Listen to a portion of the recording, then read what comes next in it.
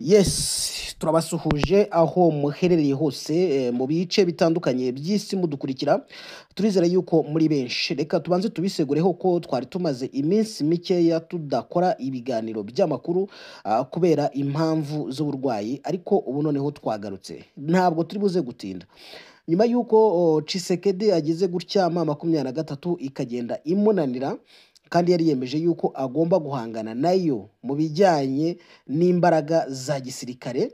Ubu noneho ageze gutya akora impinduka, azanye umujenerali ugiye kurimbura M23. Ni inkuru mbi kuri M23 ndetse n'abafana bayo aho muherereye, bitewe n'ubunararibonye uyu mujenerali afite ndetse na misiyo bamuhaye. Turongera turebe n'indi ngingo ya kabiri. Wari uzi ko Tshisekedi ibijyanye n'amasezerano ya Doha, ibijyanye n'amasezerano ya Washington bisa naho nta kintu bimubwiye, ahubwo uyu mugabo yatangiye guhanga amaso ibihugu nka Israeli kugira ngo bimuhe abakomando ndetse n'ibindi bikoresho bidasanzwe kugira ngo aze ahangane na M23. Ibyo byose ni amakuru y'ibanga ahishuwe tugiye kuza tukugezeho. We dukurikire gatanu ku kandi. Niba utarakora subscribe, genda ukore subscribe. Niba utarakanda ku kazogera, genda ubikore kugira ngo ujye ubasha kugerwaho n'aya makuru aje ako kanya, ajya abasha guhita akugeraho udatinze. Nanjye rero ntabwo ndi buze kubatindira. Hashize imyaka igera kuri 4, ubu turabarura imyaka 4 irengaho M23 igize gutya itangiza ibitero hariya mu burasirazuba bwa Kongo. Ni ibitero byatangiriye Bunagana. Abantu bakurikiye amakuru buri munsi barabizi. Bigiramo M23 igenda ifata uduce dutandukanye, ifata Walikale, sanigaruka inyuma kubera amasezerano yari yakizweho na East African Community. Irongera ariko ntibyubahirizwa kubera Tshisekedi yagize gutya akagenda akazana abacancuro, azana Sadek, azana Barundi na Wazalendo yari yakamejeje. M23 nayo iriyubaka, iravansa, ifata Goma, ifata Bukavu, ndetse ubu ngubu ikomeje kugenda ifata n'ibindi bice. Reka ndebe, hari nk'agace ubu ngubu kagezweho ku makuru tugezeho none ahangaha. Bivugwa yuko uyu mutwe wa M23 bijyanye no kugenda wigarurira ahantu hatandukanye. Ubu ngubu igaruriye umujyi muto witwa Buhimba, ni hariya muri groupement ya Warowa Yungu, muri teritwari ya Walikale mu ntara ya Kivu y'Amajyaruguru. Akaba ari umujyi yagize gutya M23 yirukanamo ingabo za leta ya Kongo ndetse na coalition yazo, birumvikana. Aya makuru rero agaragaza ko Buhimba ari amatwara akomeye ya nyuma ingabo za leta ya Kongo FARDC n'abarwanyi ba Wazalendo basanzwe bifashisha ku rugamba. Ni kamwe mu gace gakomeye cyane bari basigaranye mu duce twose bifashishaga ku rugamba. Ahantu rero hitwa Buhimba M23 ikaba yamaze kuhafata.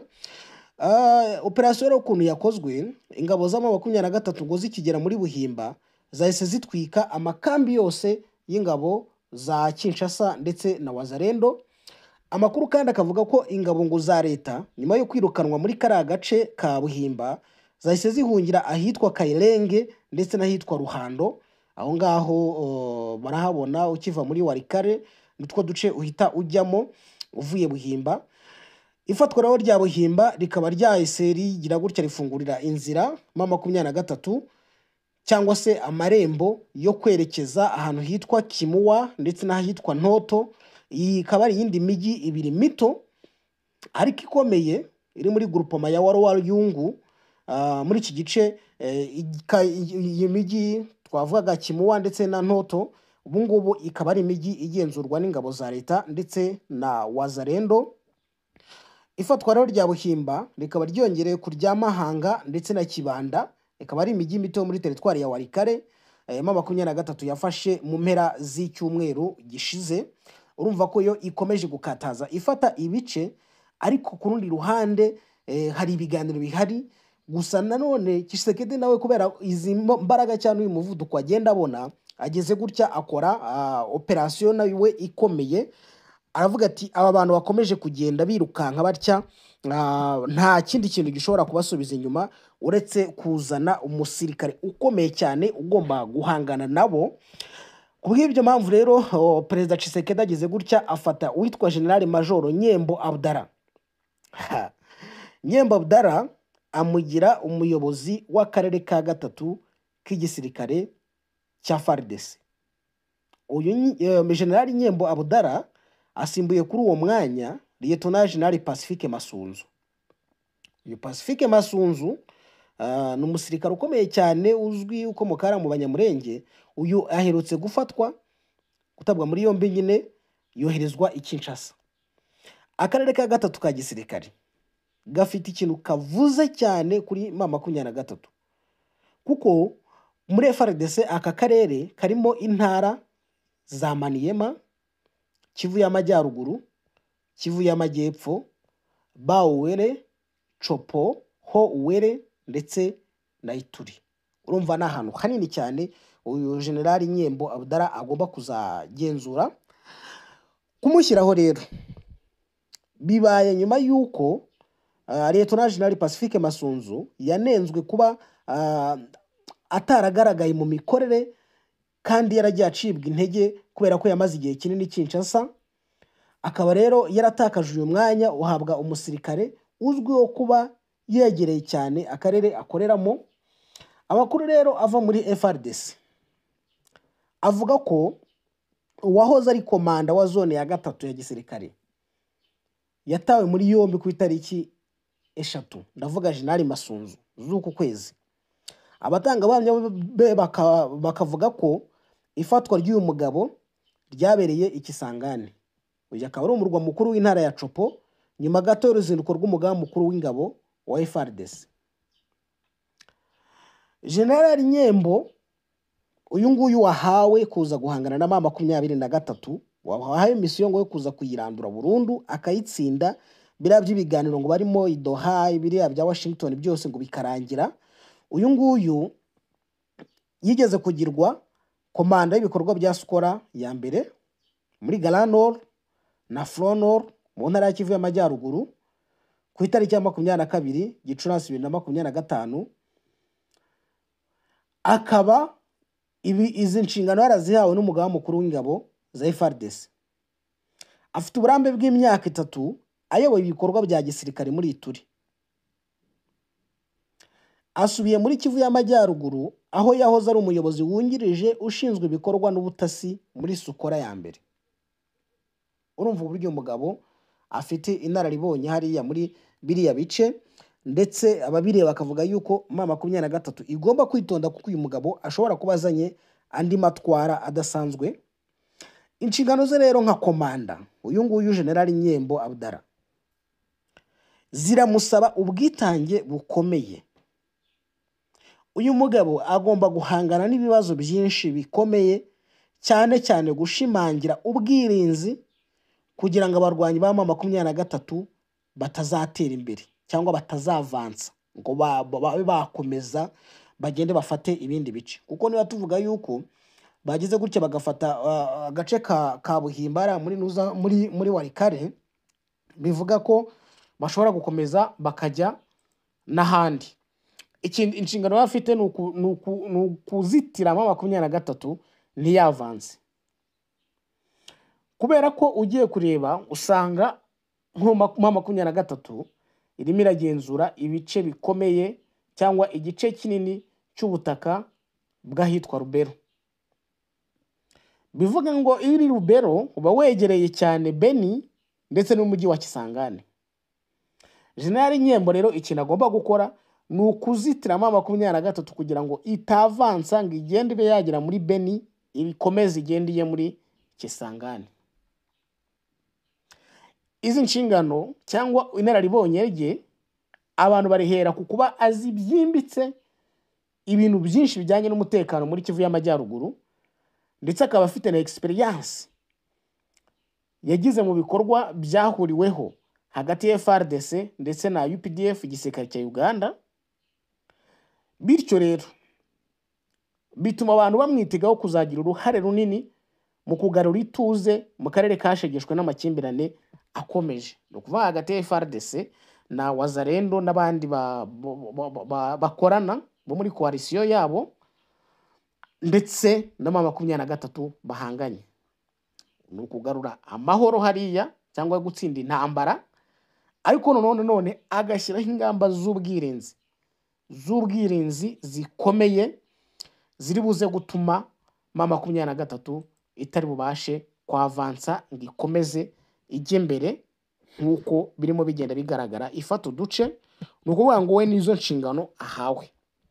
Uyu mugabo ntawuzi niba azabibasha, kuko n'abandi bagiye bamubanziriza nka General Masunzu, urumva ikivi agitaye ntaha kigejeje, uretse ko bagize gutya bakanamushinja gushaka ngo gukorana na M23, akaba agiye mu gatebo kamwe n'aba General Chiwewe n'abandi bagiye batabwa muri yombi, bose bafungiye muri gereza hariya i Kinshasa. Uretse ibingibi rero byo by'impinduka mu gisirikare, wigeze umenya yuko hari itsinda ry'abasirikare bakuru mu ngabo za FARDC mu mpera z'ukwezi gushize ryagize gutya rikagenda rigakorera uruzinduko rwa rwihishwa i Tel Aviv muri Israel. Urwo ruzinduko rwari rufite ibintu bibiri rugamije: kugura intwaro n'ibikoresho bya gisirikare. N'uruzinduko, amakuru twabonye n'uruzinduko intumwa za RDC zari zigiye kuganiramo n'abahagarariye sosiyete icuruza ibikoresho bya gisirikare yo muri Israel yitwa Elbit Systems. Iki kintu kivuga iki? Kivuze ko nubwo hari ibiganiro birimo kugenda biba by'amahoro, hari imbaraga ziri kugenda zishyirwamo, Kinshasa ikibona intambara nk'igisubizo rukumbi cyo kurangiza iyi ntambara iri mu burasirazuba bwa Kongo. Ibintu by'ibiganiro forget. Amakuru akavuga rero ku ngubu Kinshasa ndetse nabo baganiriye muri ibyo biganiro by'ibanga ngo bishobora gusiga Kinshasa iguze intwaro z'abanya-Israel. Israel murabizi ko ni igihugu gikomeye mu bya gisirikare, gifite intwaro zigezweho, ndetse urabizi ko barasa muri Iran, bakarasa Qatar, bakarasa Palestine, bakarasa hariho hose. Tekereza noneho Tshisekedi ahanze amaso izi ntwaro zo muri Israel, haracurike. Mu ntumwa za Kongo, amakuru avuga ko zirutse Tel Aviv harimo umugaba w'ingabo za kiriya gihugu, Lieutenant General Jules Banza Mwilambwe, wari kumwe na ba General Bernard Kariba Tati ndetse na Emmanuel Kaputa Kasenga. Undi wagiye Tel Aviv ni Kahumbu Mandungu Bula, uzwi nka Kao, uyasanzwe ari umujyanama yuhariye wa Perezida Felix Tshisekedi, ni nawe ukunze kugaragara cyane muri dosiye za gisirikare zirebana n'ibikoresho cyangwa zirebana n'ikindi. Ikinyamakuru Africa Intelligence kivuga ko uru ruzinduko rw'abari abagabo uko ari bane rwari rugamije kuganira ku bijyanye n'uko Kinshasa yagirana amasezerano manini na Elbit Systems arebana no kugura ibisasu bya mortier bya 120 mm, systeme zirasa, drone zishyirwa ku modoka, ndetse n'ibikoresho bya radio n'iby'itumanaho. Ingingo reka nyisubiremo. Nukureba uko bagirana amasezerano manini na Elbit Systems arebana no kugura ibisasu bya mortier bya 120 mm, systeme zirasa, drone zishyirwa ku modoka, ndetse n'ibikoresho bya radio n'iby'itumanaho rya gisirikare.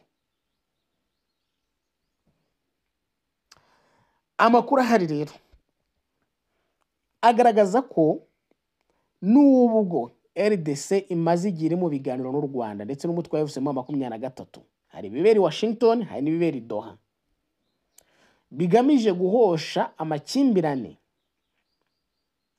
Ku rundi ruhande, RDC ishaka kongera vuba bishoboka ubushobozi bw'igisirikare cyayo nyuma yo gukubitwa ahababaza na M23 mu ntangiriro z'uyu mwaka, bikarangira yambuwe imijyi ibiri. Ni ikintu cyayishegeshe kiyambura ijambo ku ruhando mpuzamahanga. Gusa ariko nubwo ngo ibiganiro hagati ya RDC n'iriya sosiyete Elbit Systems yo muri Israel bikomeje ngo amasezerano izi mpande zombi Kongo ishobora kuzagerana n'iki kigo yatangiye guteza umwuka mubi mu nzego nkuru z'ubutegetsi bwa Kinshasa. Impamvu ni iyihe? Impamvu ngo nuko bakeka ko Elbit Systems iri mu nganda zikora ibikoresho bya gisirikare zikomeye muri Israel, yaba ngo yarigeze kugurisha ingabo z'u Rwanda ibisasu bya mortier bya 120 mm. Abakongomani rwose ngo impamvu rero irumva ngo kuba ngo Elbit Systems yaragize gutya ikagirana amasezerano n'u Rwanda yo kuyagurisha bira bisasu bya mortier bya 120 mm, abakuru muri nuza muri FARDC cyangwa mu butegetsi batangiye kuvuga ati isosiyete ntabwo twayizera, ishobora kuba ari abagambanyi. Uru rwikekwe rero rwatijwe umurindi na raporo y'impuguke za Loni kuri Kongo yo muri Kamena 2024 yavugaga ko hari isano iri hagati y'ibikoresho bikorwa na Elbit n'ibikoreshwa na RDF ndetse na M23 hari mu burasirazuba bwa Kongo. Bivuga ngo ibikoresho RDF itunze ndetse n'ibyo M23 itunze, iyi raporo yagaragaje ko hari isano bifitanye n'ibikorwa n'urura ruganda rwa Elbit. Bakavuga rero bati ni gute dushobora kwizera uru ruganda rukorana na bari abantu, ntirushobora kuduhereza intwaro ariko rwatanze n'ubwirinzi ku rundi ruhande? Cyo kikaba ikibazo gikomeye. Ibi byose cyangwa urwikekwe rwose runakuzwa kukuba ngo hari amakuru avuga ko M23 yabikoresha radio zitumanaho zo mu bwoko bwa Tadlan CNR 710, ibikoresho bisanzwe bikoreshwa cyangwa bigurishwa na Elbit. Bati ni gute uru ruganda turi buze kugira gutya tukarwizera tukayohereza ikiraka kimeze gutya kandi bigaragara ko ku rundi ruhande rushobora kuba rukorana n'umwanzi wacu? Ni ibintu bakomeje kugenda bibazaho hagati yabo hari muri nuza muri RDC n'abakuru. Bivuga rero ko rero Tshisekedi aramutse abonye ibi bikoresho ikitwa intambara hariya cyahita gihindura isura, kuko we nicyo ashaka. Ariko nkasoza nibaza ngo bimaze iki kujya mu biganiro nk'ibi ngibi bya Doha na Washington? Ku rundi ruhande abantu barimo bashaka intwaro ziremereye zimeze gutya zo guhangana ku rugamba. Ese ntitwaba dukingwa agakingirizo mu maso twizera yuko hari amasezerano arimo gusinywa, ariko ku rundi ruhande harimo gutegurwa intambara ahubwo kabombo? Ibyo ngibyo bigaragazwa n'iki? Bigaragazwa n'ibitero bigenda biba cyangwa n'uburyo M23 igenda yavansa ifata uduce dutandukanye, ndetse ngo na agression y'ubushotoranyi bw'ingabo za FARDC kuri uyu mutwe ndetse no ku baturage nk'uko bigenda bigaragara. Lawrence Kanyuka bagenda bigaragaza ndetse n'abandi bo muri AFC M23. Icyizere rero ku muturage wa Kongo cyo kuvuga ngo uyu munsi intambara iri buze kurangira ngo nategura umushinga wanjye w'igihe kirekire, ntabwo biri hafi rwose. Mwe mwitonze, ntabwo biri hafi, ntabwo ibi bintu biri buze kurangira none ahangaha. Hari amasezerano cyangwa imanziriza amasezerano yasinyiwe i Doha, hari yasinyiwe Washington arimo CONOPS yo kuvuga ngo murandure FDLR natwe turakuraho ingamba z'ubwirinzi. Ibyo ngibyo byarasinywe, ariko kugeza uyu munsi turacyabona, ndetse hasinywe n'amasezerano y'agahenge, ariko turacyabona ibikorwa by'ubushotoranyi hagati y'impande zombi, yaba M23 ndetse na FARDC.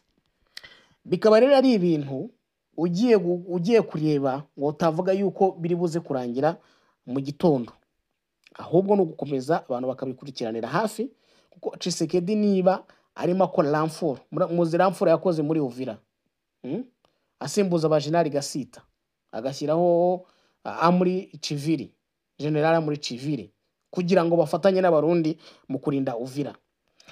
Urabona iyi nuza yakoze kuri hano yingi ya General Abdara Nyembo mu karere ka gatatu k'igisirikare, nibigaragaza imyiteguro ikomeye y'urugamba hariya mu burasirazuba bwa Kongo, kuko Kongo ntabwo yumva uburyo ishobora kuzajya ku meza amwe na M23 mu 23 itararekuye ahantu yigaruriye. Reka tubihange amaso, tubashimire abakunzi bacu, turagaruka mu makuru akurikira.